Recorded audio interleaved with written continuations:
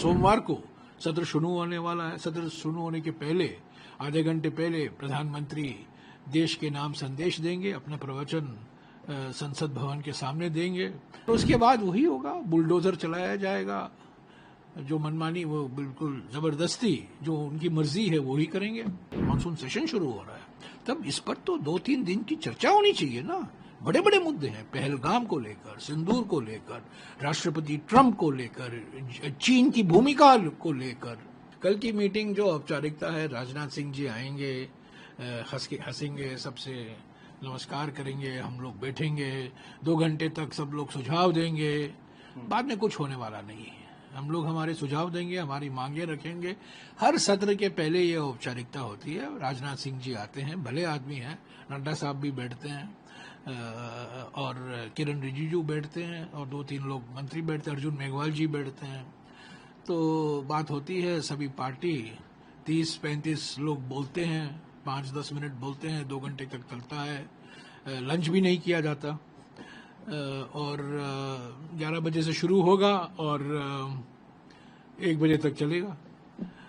ये औपचारिकता है, इससे कोई इसका कोई ज़्यादा मतलब नहीं, मैं नहीं रखता हूँ। और सोमवार को सत्र शुरू होने वाला है। सत्र शुरू होने के पहले आधे घंटे पहले प्रधानमंत्री देश के नाम संदेश देंगे, अपना प्रवचन संसद भवन के सामने देंगे, रचनात्मक सहयोग की मांग करेंगे। हम सभी मुद्दों पर चर्चा करने के लिए तैयार हैं, वगैरह वगैरह बोलते रहेंगे। और उसके बाद वही होगा, बुलडोजर चलाया जाएगा, जो मनमानी वो बिल्कुल जबरदस्ती जो उनकी मर्जी है वो ही करेंगे। पर हम चाहते हैं, हमने पहले से कहा है, पहलगाम के बारे में बात हमने मांगी थी, विशेष सत्र बुलाया जाए, सर्वदलीय बैठक बुलाया जाए जिसमें प्रधानमंत्री अध्यक्ष करेंगे। प्रधानमंत्री उसमें नहीं आए, तब हमने विशेष सत्र की मांग की। खरगे जी ने खत लिखा प्रधानमंत्री को, राहुल जी ने खत लिखा विपक्ष की ओर से, वो भी, उसका भी नजरअंदाज किया गया। अब जब सत्र हो रहा है, मानसून सेशन शुरू हो रहा है, तब इस पर तो 2-3 दिन की चर्चा होनी चाहिए ना। बड़े बड़े मुद्दे हैं, पहलगाम को लेकर, सिंदूर को लेकर, राष्ट्रपति ट्रंप को लेकर, चीन की भूमिका को लेकर, और जो नई चुनौतियां आए हैं, नई चुनौतियों का सामना करना पड़ रहा है। इस पर तो बहस होनी चाहिए, लंबी बहस होनी चाहिए, 2-3 दिन तक बहस होनी चाहिए। तो इसके अलावा कौन कौन से मुद्दे हैं जो आप लोगों के अपने होमवर्क में, आपने अपने बस्ते में रखे हुए हैं? वोटबंदी है, वोटबंदी भी एक बहुत महत्वपूर्ण मुद्दा है। बिहार में जो शुरू किया गया है वोटबंदी, और इलेक्शन कमीशन जो बीजेपी का एक डिपार्टमेंट बन चुका है, ये संवैधानिक संस्था है, उसको एक बीजेपी का एक डिपार्टमेंट बनाया गया है जिसको चला रहे हैं प्रधानमंत्री और गृह मंत्री। वोटबंदी शुरू की है। नोटबंदी तो उन्होंने नवंबर 2016 में किया था, अभी वोटबंदी कर रहे हैं। और लाखों लोग, दलित, आदिवासी, अल्पसंख्यक, महिलाएं, पिछड़े वर्ग के लोग को वोट का अधिकार, जो संविधान में वोट का अधिकार दिया गया है, वो छीना जा रहा है, जानबूझकर छीना जा रहा है। तो ये तो बड़ा मुद्दा है। कई लोग लिखे हैं, 2 चुनाव आयोग 2 इलेक्शन कमिश्नर रह चुके हैं, अशोक लवासा ने भी कहा है, जो मुख्य चुनाव कमिश्नर रह चुके हैं ओपी रावत जी ने कहा है, सब लोग कह रहे हैं।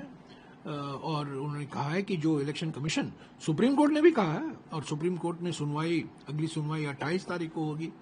तो ये मुद्दा तो हम जरूर उठाएंगे। ये 2 बड़े मुद्दे हैं हमारे, एक तो पहलगाम, सिंदूर, पाकिस्तान, अमेरिका, चीन को लेकर विदेश नीति में जो विफलताएं हैं। दूसरा मुद्दा जो है ये वोटबंदी का मुद्दा है, और भी बहुत सारे मुद्दे हैं, पर ये 2 बड़े मुद्दे हैं।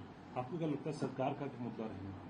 हाँ, सरकार का क्या मुद्दा रहने वाला है? क्या नहीं, सरकार देखिए, जो मैं नहीं जानता हूं सरकार क्या करना चाहती है, क्योंकि अब तक जो जानकारी हमें मिली है बुलेटिन के द्वारा, जो बड़े बड़े विधेयक तो नहीं है उसमें, बड़े बड़े बिल नहीं है, छोटे मोटे बिल हैं, ठीक है, महत्वपूर्ण, हर बिल का महत्व होता है।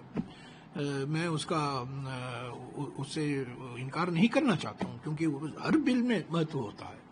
तो उस पर चर्चा होगी, देखिए क्या होता है। अभी हमारी मांग, दोनों नेताओं ने, नेता प्रतिपक्ष लोकसभा, नेता प्रतिपक्ष राज्यसभा में प्रधानमंत्री को खत लिखा है कि जम्मू और कश्मीर को पूरे राज्य का दर्जा वापस लौटाने के लिए आप एक विधेयक लाइए इसी सत्र में। और लद्दाख को संविधान के छठी अनुसूची में शामिल करने के लिए, उसके लिए भी एक विधेयक लाइए, तो वो भी हम मांग रखेंगे। मणिपुर में राष्ट्रपति शासन 6 महीना खत्म हो रहा है 13 तारीख को, अगस्त 13 को। अगले रणनीति क्या होगी? 2.5 साल करीब 2 साल से ज्यादा हो गए हैं। प्रधानमंत्री 40 देशों का भ्रमण कर चुके हैं। 40 या 45 देशों का भ्रमण कर चुके हैं, पर उनको समय नहीं मिला है मणिपुर जाने का। क्यों मणिपुर को का इतना बहुत भारी नजरअंदाज कर रहे हैं? मणिपुर की जनता तरस रही है, प्रधानमंत्री कब आएंगे, प्रधानमंत्री कब आएंगे? प्रधानमंत्री जा ही नहीं रहे हैं।